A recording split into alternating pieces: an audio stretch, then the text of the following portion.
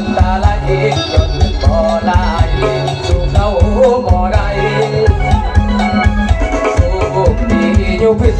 กับเขาแก่เกียรติที่เจ้าไม่ขอเขานั้น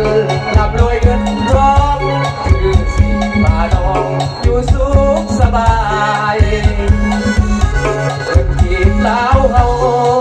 สู่เงินอยู่เขาคงบ่ได้ถ้าเขาวันใดป่าให้เปล่าลาวยังคอย